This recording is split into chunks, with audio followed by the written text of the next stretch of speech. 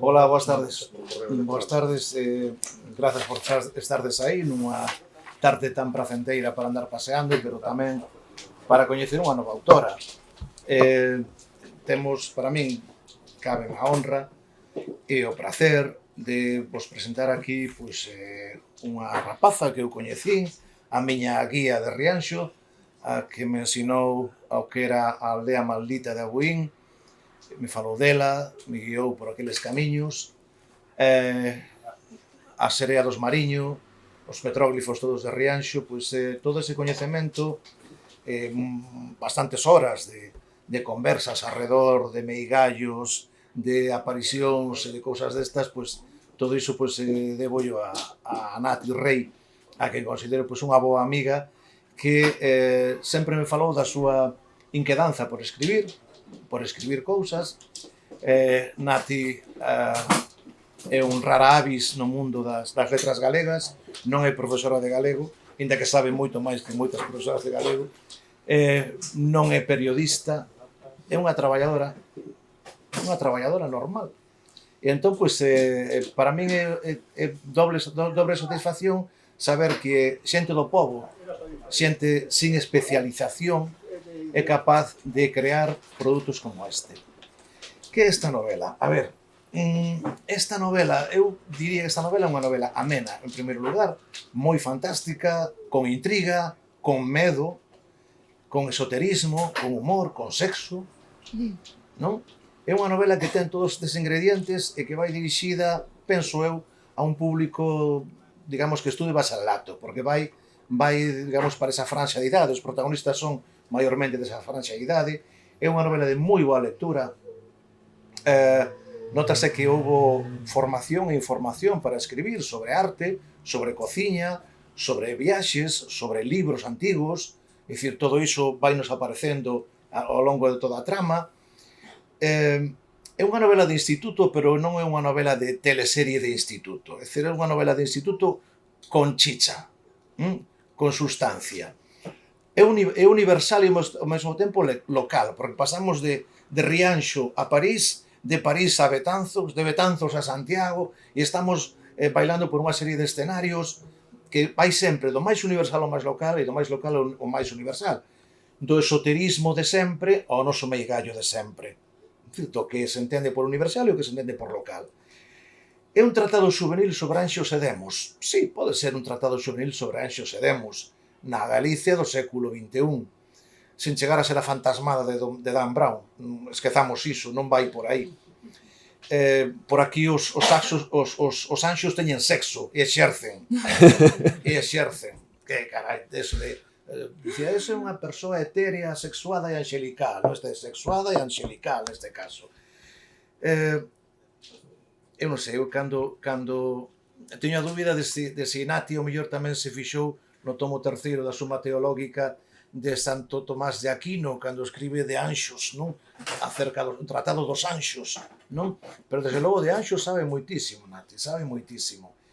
É unha novela detallista tamén, a min sorprendeume, así eu comentei tamén, cando describe unha persoa, describe como vai vestida, como é a súa expresión facial, como é o seu peiteado, no meu caso sería fácil.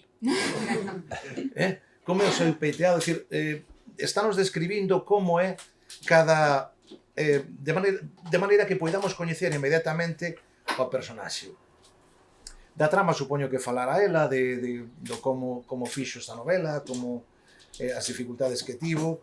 Esta é a súa ópera prima, a pesar de que no nos diario de hoxe di que a última obra, non, é a primeira obra, esperemos que dunha longa serie, porque ela é nova, é unha rapaza nova. E a min o que máis me chama a atención de Nati, bueno, moitas cousas, pero é o seu galego excelente. Ten un galego oral excelente. E o seu galego escrito tamén é excelente. É un galego de falante.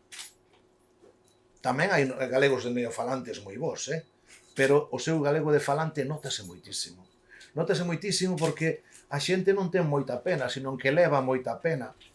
E a xente non lle dá xeito camiñar.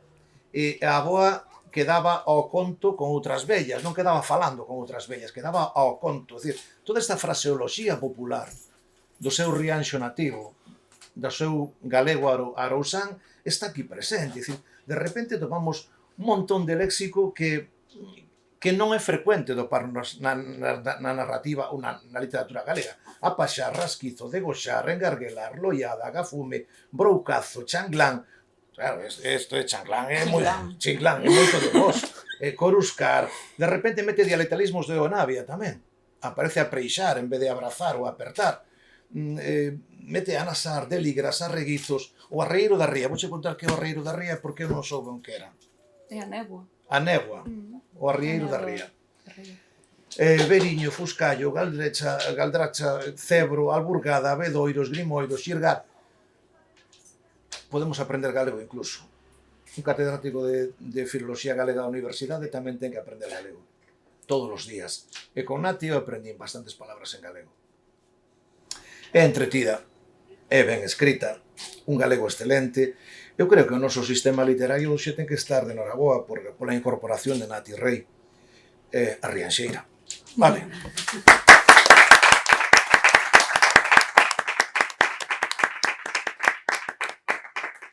Boa tarde, graciñas por estardes aquí. Grazas a Cartabón por acollernos unha vez máis.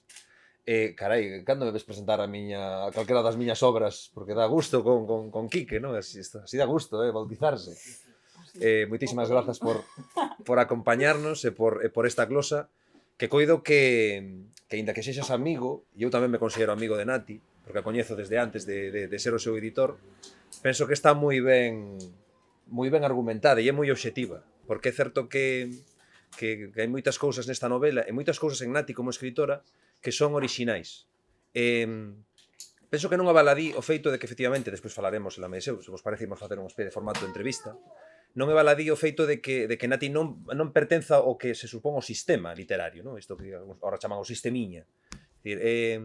O feito de que unha persoa que a nivel formativo e a nivel de relacións non estivese implicada na literatura galega nesa primeira fase, na fase de estudante, de acabar os estudos, eu creo que é relevante, porque lle permite entrar dunha maneira como sin prexuizos, como pensando, bueno, pois a min apeteceme escribir do que me apetece escribir e non me vou fixar naquelas liñas, no? E aí seguramente con Quique podemos coincidir, aquelas liñas máis habituais, aquilo que se espera que se faga hoxe en día en literatura galega.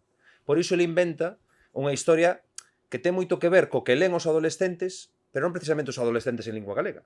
Eu traballei nunha librería moitos anos, 5 anos, e vendí moitísimos libros deste estilo en castelán. Libros que pertencen ás sagas case sempre estadounidenses, que buscan o público adolescente e que buscan conquistalo con aquelas cousas que lles apetecen. E eran libros que, a diferenza dos que estaban escritos en lingua galega, non viñan buscalos por obriga, non viñan buscalos cunha lista que lle mandara o profe, ou viñan os pais buscarlos, senón que viñan eles motu propio. E iso para min sempre foi moi importante, moi relevante, porque non é ningún segredo que en Galicia temos un problema de conexión co público máis novo desde a literatura galega, non é ningún segredo que a xente a partir dos 8, 9, 10 anos deixa de ler en galego, e penso que propostas como a de Nati, e non só, porque esta é unha liña, pero podría haber moitas, creo que axudan a romper determinados preconceptos.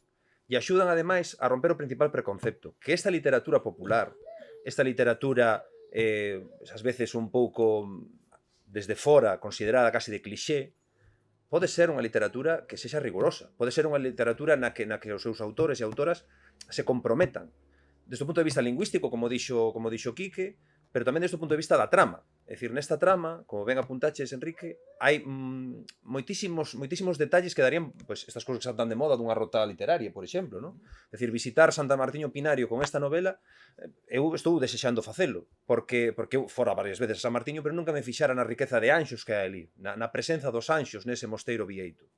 Ou a relación que pode ter todo o esa maravilla do monumento de Fernán Pérez de Andrade en Betanzos, bueno, pois ese punto esotérico, non? Esas cousas que, bueno, esas estrelas de 6 puntas que parece ser que non ten nada que ver cos xudeus, etc. Hai unha serie de cousas que Nati como que actualiza, como que lle dá ese novo enfoque e que fai moi atractivo para os intereses das novas xeracións.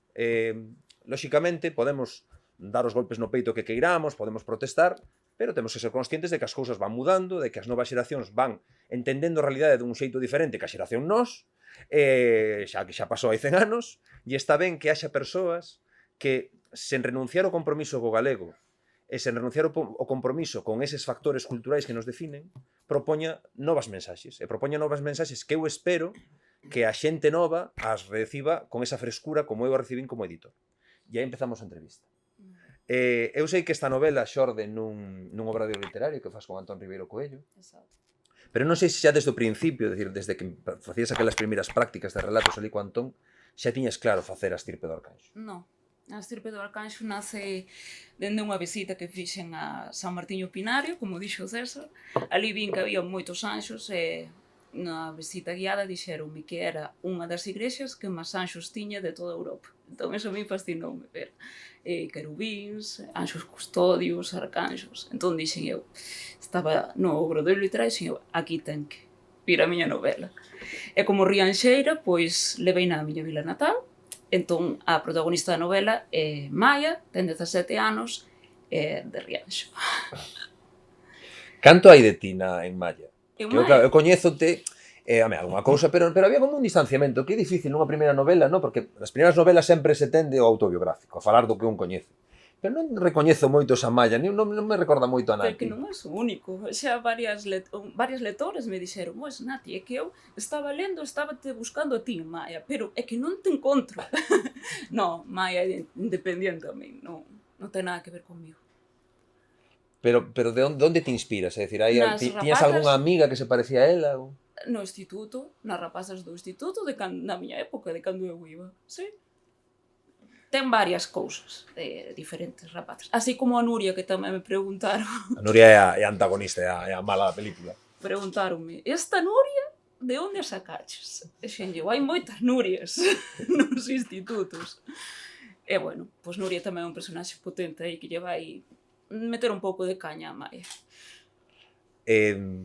Eu cando te coñecín, ti estabas moi implicada no estudo de antropoloxía, unha cousa, unha dos teus hobbies, non? Porque tú profesionalmente, como dixemos, non te dedicas nada a isto, pero sí que sempre che gustou a antropoloxía.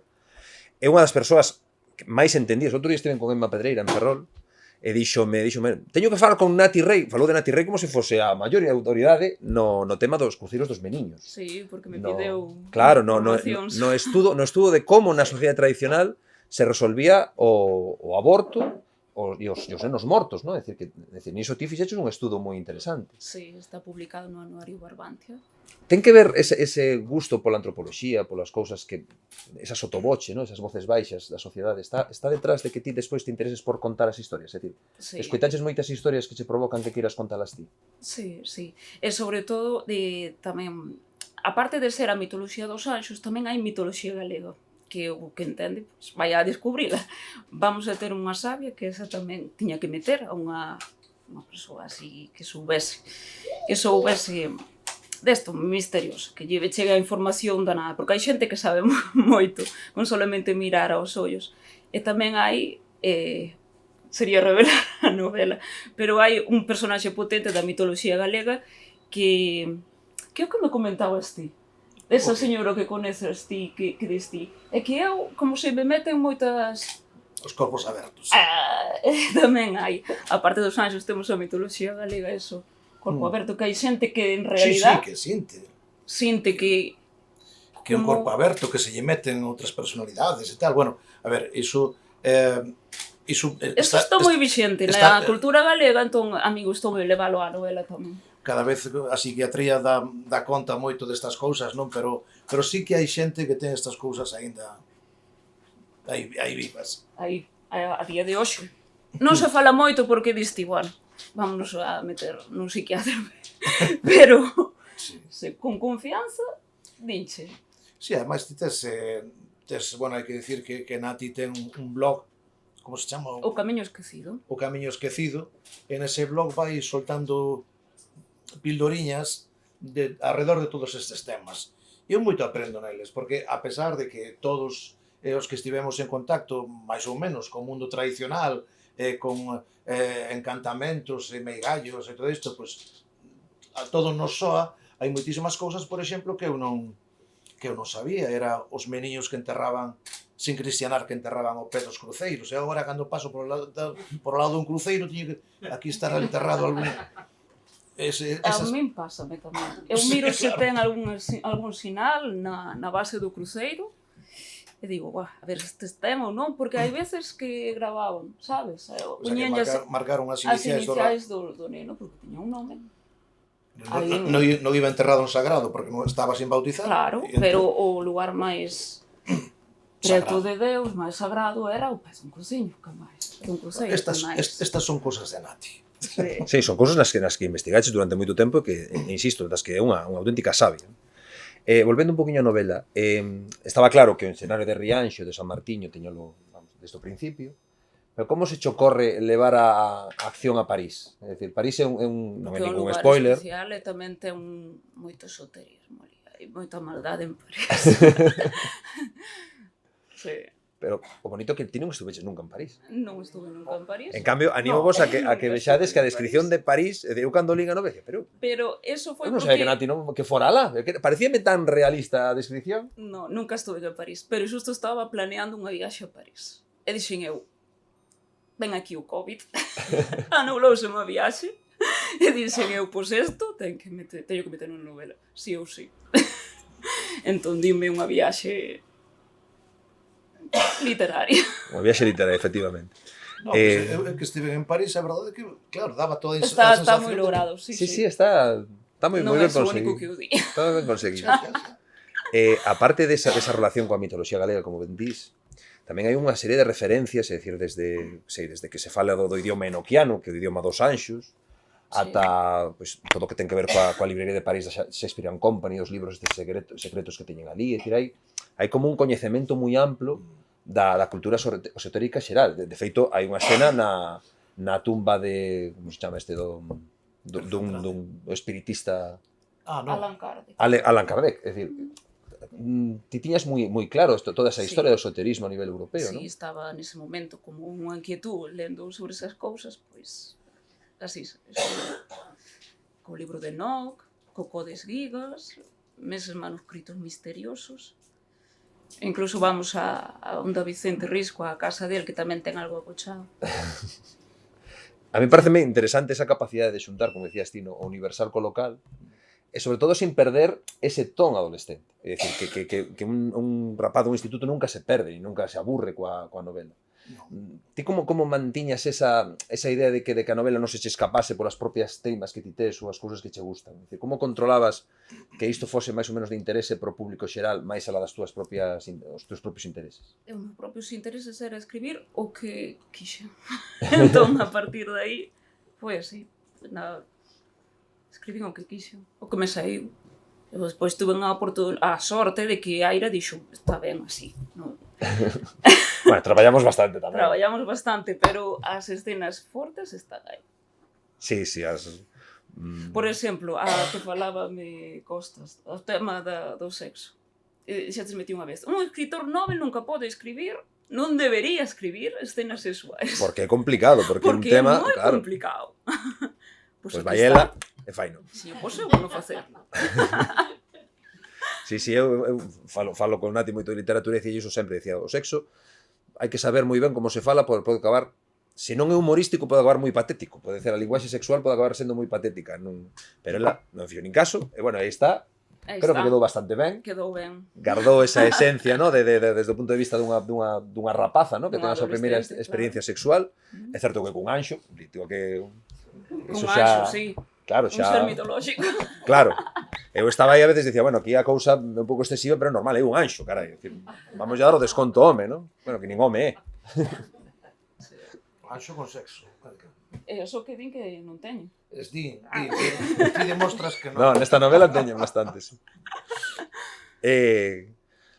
Tamén hai como unha crítica, incluso ao propio estamento profesoral, non? É dicir, hai como, non sei se hai hai un personaxe aí do profesor que, bueno, que non é precisamente trigo limpo, non sei se hai algunha vinganza persoal túa, no, tal con profe que ti veches. No, para nada. Pero sí que cando eu iba ao instituto, eu acórdome que o profesor de ximnasia, todas estaban, como estaba ese profesor de ximnasia? Entón, moi bo. Entón, eu dixen, bueno, pois aquí teño que meter un profesor que estea canón, pero canón. Si, é unha desas cousas que non se ven habitualmente en libros xuvenis galegos, non? Esa bueno, pues ese un pouco desplante dentro do que é políticamente correcto, non? A ti non che deu medo de repente, bueno, falar destas cousas, que seguramente os rapaces nos institutos de Galicia tamén falan. Pero é que os adolescentes non se poden infantilizar. Entón, eles saben moi ben, e saben mellor que nós, pois eso, as relacións sexuais, o bullying, como podemos tamén chegar a ver, que me diseñeu a unha amiga que é psicóloga. Mira, o tema do bullying, e dime, eso é moi suave, Nati, que ti non sabes o caso de situacións fortes que hai nos institutos. O teu non é nada. Así que, non te preocupes por eso. Tiñas claro desde o principio que o mellor ton era este, adolescente e fantástico? No, pero así como fun escribindo, pois quería unha nena, unha adolescente, quería que fora forte, e metime en Maia ao máximo. E tamén ten as súas inquietudes dunha adolescente que non sabe por onde vai, por onde ven, nin que escoller, ve que se lle explotan as hormonas. Entón, pois, tamén hai quen a axuda a guiar, e iso vai seguiando no seu camiño, na súa vida, e vai buscar quen é, que fai aquí, a que veu, e por qué? Porque todos estamos aquí con eso, por un motivo, viñamos aquí a esta vida. Pois Maia vai a descubrilo. Sí, no seu caso, un motivo moi diferente do resto. Unha cousa que tamén me gusta desta novela é que moitas veces na literatura xuvenil, como falamos, parece que os adolescentes andan un pouco a súa bola, non? É dicir, só aparecen personaxes adolescentes e os adultos, por así decirlo, casi son como simplemente figurantes. En cambio, aquí sí que se está moi ben contado esa relación xeracional, non só neste caso, co pai de Maya, senón coa boa, non? É dicir, que eu creo que das novelas xuvenis onde as persoas maiores máis papel teñen, porque a boa é un personaxe dos que mellor pintados están, e ten moita influencia en Maya, non? Sí, porque unha adolescente, pois, home, a non ser que sea casos raros, pero sempre eu quixeno facer super real, pois eso, con un personaxe, un adulto que este apoiando sempre un adolescente, porque así, tenche que guiar, tenche que axudar, cando nesa etapa, ten que estar un adulto contigo, un tutor contigo. Neste caso é a boa de Maia. Falaba aquí que da riqueza lingüística. É certo que na Arousa, bueno, pues, creo que é unha zona privilexiada, que hai, creo que o galego está como máis vivo, e penso sí, que se xuxa bastante. Pero ainda non sei se o teu traballo, que tes moita relación con persoas maiores, se colles moito do ton e da fraseoloxía que dicía aquí, que se aprendes moitas cousas que dices, carai, pero que en nunca Rianxo escoitei sempre falamos galego. De feito, cando chegou a miña aldea Elena Villar Janeiro, a poeta, dixo que lle encantaba estar na miña aldea en Rianxo porque non se sentía estrana falando galego. Entón, sí, porque Elena Villar Janeiro, que ela é de Becerrea, creo, non? Sí, de Becerrea. Viviu en Santiago toda a vida e agora foi xubilarse a aldea de Nat. Sí, entón, debe ser donde hai máis escritoras por metro cuadrado ali en Gui. Porque tampouco é que sexa un sitio moi poboado, non é Manhattan, en cambio hai 2 escritoras publicadas. Rianxo é un sitio con moitos escritores, e seguen saindo. Que hai ali no aire? Porque non creo que sea só a identidade, idea xa ben. Tú pensas que sí? No ADN. Sí, que xa saídes... Quero pensar que sí. O espírito de Gómez Chariño, o espírito de Gómez Chariño sigue pulsando. Sí, aí. Tamén vamos ao pazo de Paio Gómez Chariño. O que pasa que na novela aparece como Pazo do Martelo, pero era a antiga casa de Paio Gómez Chariño. Pero sí, porque, bueno, aparte de Castelao e Manuel Antonio, sí que vemos que hai Óscar Reboiras, que ganou hai pouco un premio, Esther Cabo Meu compañeiro de relatos, do Obradoiro de Relatos, e máis de novela, pois el tamén acaba de publicar a súa novela, e agora ven a miña. Así que Rianxo mantense aí como capital literaria de Galicia. Aí estamos. Despois da estirpe do Arcanxo, que vamos ter de Nati? Que estás escribindo agora? Estou escribindo unha novela que vai ser nun tempo histórico de misterio. Hasta agora de misterio. Vai seguir un pouco na liña desta, entón. A mellor non tan fantástica? Non tan fantástica. A mellor sí, porque boto menos... Non ten nada, de momento que estou escribindo, non ten nada fantástico, pero boto moito de menos a mitoloxía. Meterlle polo medio aí as nosas tradicións que ten, pero máis, facela máis auténtica. Está ben. Sí, mentre escribes iso tamén sigues pescudando neses outros temas antropolóxicos. Sí, porque eso... Eu, en vez de ir tomar unha cerveza, un café, a un bar, eu me tome na biblioteca a ler. Bueno, a Biblioteca Alegre tamén colles Alegre, colles e coller marchas de apuntes. paseo e vas a non sei onde. Home, agora teño unha nena tamén me saca bastante. Bueno, esa dentro de pouco xa, vamos, Xa escapa, xa xa escapa. levas con- xa é adulta. Xa vai comigo. Xa vai comigo. E disfruto moito que veña comigo. Sí, eu creo que pasear con Nati por Galicia é unha das experiencias máis interesantes que hai porque coñece moitos sitios que non coñecemos o resto. E sabe moitas historias deses sitios que non son as habituais. É dicir, hai como unha mitoloxía galega de primeira, de primeiro sentido que está moi contada xa, pero hai outra máis oculta, verdade? Hai cousas que ainda, a pesar de todo o que levamos estudado, hai moitas cousas por descubrir. A que sí, e aquí o meu amigo Roberto te sabe. A mí dixerme unha vez, en Galicia todo o tema do inmaterial está escrito, tratado e traballado. Dixeron cho di tamén, verdad, Roberto? Pois non, é mentira. Hai moito que traballar. É moito que publicar. Sí. Sobre todo no relativo ás mulleres, ¿no? Porque, por exemplo, isto que falábamos dos cruceiros dos meniños, eu creo que permanece oculto porque formaba parte da historia das mulleres, Sí. de como as mulleres se relacionaban co entorno, Sí, ¿no? sí, porque incluso eu documentei que señoras que non podían facerse cargo dos seus meniños eleváronos a enterrar ali vivos. Sí. Son cousas duras, non cho contan así porque sí. A min contaron nun tema... Tes que ter moita confianza con esa persoa, como un tema confidencial, e bueno, aí vas chegando pouco a pouco e contancho en plan secreto, e que xa non tocan na familia ou dinche que non, pero... Bueno. A min isto contoume unha señora que ten 84 anos. Súa nai, pois eso, súa nai era moi pobre, acabara a guerra, un fillo de solteira. Manchábache na familia, non? Manchaba a tua reputación, ninguén che iba a querer, e levou no cruceiro dos meniños. Claro, son tempos duros, ¿no? Todo o que ten que ver coa guerra. E aparte en Rianxo, que en Rianxo houve un campo de concentración que, por certo, apenas se coñece nada dele. Porque está derruído, sí. Es fixeron para facer uns edificios que nunca chegaron a facer, pero sí. Sí, Castelao tamén marchou, exiliado. O libreiro da librería Cándido de Rianxo, o libreiro, pois tuvo tamén que marchar. Ai, xa non me acordo, pero sí tuvera problemas, tuvera problemas. Porque o meu avó vivía xusto ao lado da casa del, e a min contaba o meu avó que tiñan moito medo, eles tuveron que marchar do centro de Rianxo, do campo, pasa foras, porque andaba a Garda Civil por riba dos tellados en busca dese libreiro para fusilarlo. Sí. Outra faceta que xa nos adiantou Quique de Nati é todo o traballo de rescate e de valorización da aldea perdida. Da aldea que era Abuín Vello, non? Sí. Bueno, non imos contar aquí toda a historia de Abuín, pero sí que ten unha lenda que está contada por Castelao, Sí. que é unha lenda que trascendeu incluso o que digamos máis culto, sino que agora casi xa móvese a nivel incluso estatal unha pseudolenda, ¿no? É dicir, que incluso veu Iker Jiménez aí e todas esas cousas. Sí. ¿No? É dicir, ti estás aí pelexando para que o Concello de Rianxo atenda a aldea abandonada porque está chea de eucaliptos. Mais abandonada.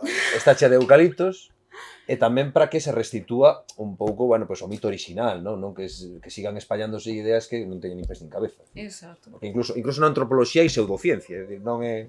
Parece que non, pero incluso no que ten que ver co patrimonio inmaterial hai determinadas unha especie como de virus que se colocan aí. Sí, como e dixeron que algo... explicacións. Dixeron que era a peste negra a que despoboou a aldea maldita. E, bueno, non hai nada que o confirme. De feito, se non vamos arqueólogos a facer unha excavación e que nos digan a datación da aldea, pois non vamos a saber nada. Pero, bueno, non creo que sexa a aldea a peste. O que vai ser novo alcalde de Rianxo é arqueólogo, non? Ese Pois hai que tirarlle das orellas. solicitoulle ao Concello que se declarase Vic.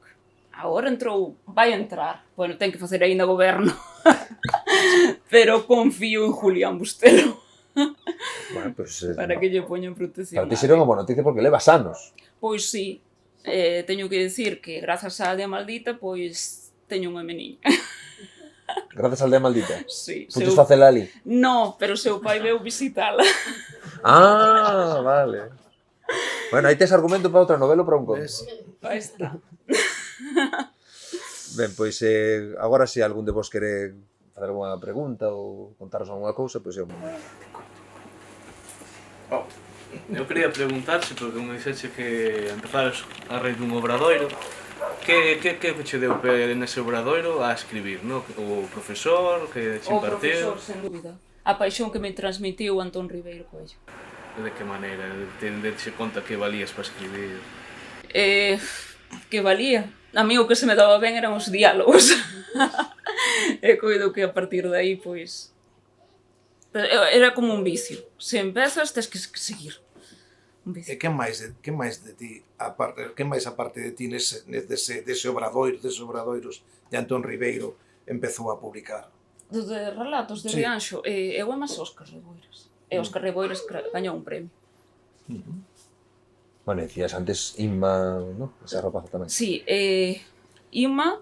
Inmaculada, non recordo o Bueno, pero apelido. o libro é O Naranxo do Trasmundo, non? Sí. Pois esa foi do obradoiro de novela da Cidade da Cultura. Ah, pensei que fora tamén, no? No, de Rianxo, Óscar e Maseu. Que ainda continúa ese obradoiro en Rianxo? Ainda se fai todos Sí. os anos? De feito, para a semana van a presentar o libro. Un libro que fan con todos os relatos Sí. xuntos, pois van a publicar. Sí, que publica para a todos os semana. outros, non? Sí. Sí, seguro que aquí hai algunha edición, sí que seguro que atendes. Bueno, iso me parece moi interesante, que ademais ten moito que ver co papel de Ribeiro Coello en toda a Barbanza, é dicir, Sí. bueno, este non está aquí, non nos pode oír, por lo tanto podemos falar ben del, que Antón ten moito mérito porque dinamiza moito esa área, e eu penso que parte dese magma de escritores que siguen saindo en Rianxo e arredores, eu creo que ten que ver co seu Antón. papel aí, verdad? Sí, sen dúbida. El foi quen me transmiteu a paixón por escribir. Algo máis? Eu quería facerche un comentario, pero non é sobre a novela, sino sobre o que comentaches da antropoloxía, que me parece moi interesante isto que falabas de... Porque os teus estudos de antropoloxía é falando coa xente. Por o Sí, que entendo, ademais formeime, con soporte documental. Formeime en 2 cursos con Rafael Quintía. Entón, recibín como unha guía, sabes, para eu guiarme as pautas. E así, pois, traballando ca xente, falando, creando moita confianza para que che conten. Sobre todo o tema dos meniños, custoume moito, e son señoras principalmente maiores. Pero me parece moi interesante o que comentaches de onde está o límite entre o que é real e onde empeza a ficción, non? Eses mitos falsos, como podemos saber onde está o límite? Entre o que é o recordo mellor falsificado ou de... Pero o mellor para esa xente non é falsificado. Contancho como real. De feito, eu estou documentándome sobre un caso de meigas tamén no Concello de Rianxo e teño testemunhos gravados que me contan que é real, sabes? E cousas que parecen ficción, que fantásticas, pero elas que aseguranche que eso era real. Por exemplo, había unha meiga que foi incluso, bueno, unha importante meiga, o cura, cando a topaba, poñéselle o cabalo de punta, porque non podía co poder da meiga, que a meiga botábao para atrás. Como botaba para atrás? A forza que tiña a meiga, o poder que tiña a meiga. Entón, pero elas contancho que sí, que é verdade. Como ibas a decir a esa muller, a esa señora que mentira? Non tens que dicir nada, claro. Elas viven como real, sí. Forma parte da identidade do galego. E despois iban ao Corpiño. Sí, ao Corpiño, a San Campio, a Lanzada, Incluso teño documentado, é un santuario que xa non sacan o meigallo, pero sí que a xente de Rianxo iba ali a sacar o meigallo. E o Corpiño fun unha vez, que iban unha tía e a súa irmá e tal, alá. Entón, eu non quería entrar na iglesia, estaba así, e entón me dicían, esta ten o demo. Claro. Esta ten o demo. Entón, e eu peti, sabes, porque eu escoitaba desde a porta, dicíanlle a Virxe, puta, e eu dicía, bueno, a que me traen a min aquí? Entón, bueno, pois, iba a pillas a xente descalza, vomitando. Sí. Ai, pero sí, paranoias. Sí, porque eso de vomitar é necesario cando vai a megar. Ela xa o sabe, ten que botalo fora. Entón, o xeito de botalo fora é devolvendo. Sí. Eu teño un tío avó que me contaba sempre meu avó que foron ao San Cambio en Outes. E el estuvo antes de entrar na misa a beber viño, a comer pulpo, facía calor, que era o mes de setembro, e, bueno, puxose na carballeira a devolver. Montaronlle un círculo alrededor del, botou fora, e botou fora, e botou fora. O megallo era a borracheira con pulpo que tiña. Sí, sobre Outes aquí o meu compañeiro Roberto tamén sabe, verdad? Alguna cousa, sí. Contanos, Roberto. En San Cambio de Entins, en Outes, iba xente, pois, que dicían que tiña un meigallo dentro, pero hai 100 anos unha persoa con un problema psicomotriz, un problema mental leve, ou que de vez en cuando mesmamente unha persoa con epilepsia, se pensaba que tiña o demo dentro. Entón o levaban ao San Cambio. O levaban durante a novena e obligabanlle a beber as augas da fonte que está ali no San Cambio. É unha capela que está ao carón da igrexa do San Cambio. Miguel, como se chama esa igrexa? O Rial, O creo. Rial. Correcto, o Rial. Entón, o que facían durante 8 días, ou 9 días, era darlle de beber auga seguido a esta persona pois, que tiña un problema grave, mental, o que fora, que non paraba, persona nerviosa e tal. E chegaba o día da romería, o día da festa, e o tío estaba, a muller estaba mansiño como un cordeiro, pero era unha maravilla. E dicíamos, tío, en cambio, curoulle claramente ao meigallo. Ata que un día analizaron a auga da fonte e descubriron que está saturada de litio, ten moitísimo litio. E o litio utilízase en psicofarmacoloxía para baixar as voltas do cerebro.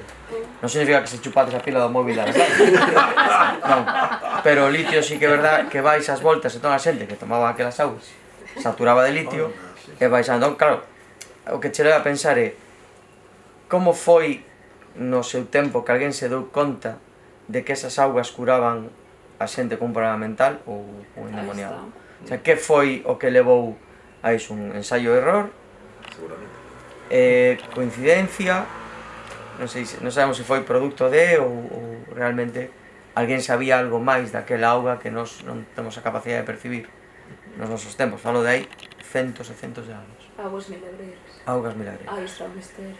Pero esos ritos poden ser de incluso antes do cristianismo. Sí, claro, o Sí. lugar é un lugar de culto precristiano. Sí. Claro, iso de ensayo error, claro, pode levar miles de anos facéndose. De feito, nesa zona Claro. custoulle moito cristianizalo, ese lugar. Estaban tranquilos. Estaban cas súas cousas. Chegaba o cura ali e facía un megallo desde... Bueno, tamén podo contar a anécdota no Corpiño. Fai, non sei, máis de 20 anos. Estaban dando xa a volta a imaxe da Virxen, que fan é dar volta ao redor do santuario, que cortaron todos os árboles, fixeron un Cristo aí, en fin. E o que fai a xente pasar por baixo. Entón, nun intre que estaba xa chegando a imaxe portada ali da Virxen, entrándose na igrexa, un fulano empezou a convulsionar ali, empezou a salir espuma pola boca, outro agarraba así por detrás, mírala, mírala, tío, así como cos ollos en blanco. Eu botaba as mans á cabeza, templábame a cámara, eu mírala, o tío rompeu a camisa ali e tal. E dixo, ostras, estou endemoniado aquí, increíble, eu, que la flipei, unhas fotos, e se teño o ritual aquí do exorcismo, increíble, a fotografía. Pasou o día, tal, fun tomar un café ali un bar, e todo isto foi o sábado. E miro na Voz de Galicia, unha foto do Benres, do mesmo fulano ali convulsionante. Eu xa quedei mosca, dixe, este deronlle unha segunda pasada o sábado. Vindo demoniado ben, de sesión de vespertina, vamos o sábado tamén. E dolle unha pasada, e pasou, quedei un pouco mosqueado. E dali a unhas semanas foi unha feria medieval de Noia a dar unha volta. E ali miro fulano. Non, pero normal, comendo un choripán ali cun viño e o colega que lle agarraba tal. Ali ao lado dele, falando ali, eu pensando, isto eu non aguanto, xa vou por eles. Perdona que che moleste unha cosilla. O tema do endemoniado este tal, e o tío despois de estar ali un pouco de rollo con él me dixo, mira, a nos danos 50 euritos,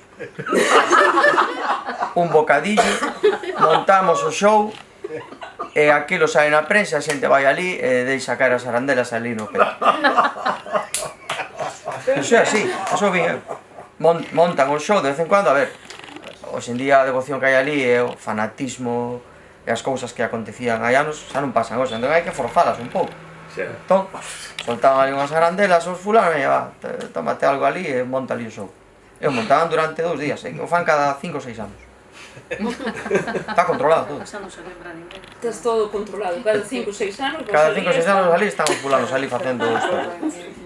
E aquí cerca do Baixo Miño tamén había outro sitio onde había un exorcista, non? Pero é do Segueiró, do longe. Pero aí tamén non había tamén un cura que facía exorcismos? Sí. Había un que estaba autorizado.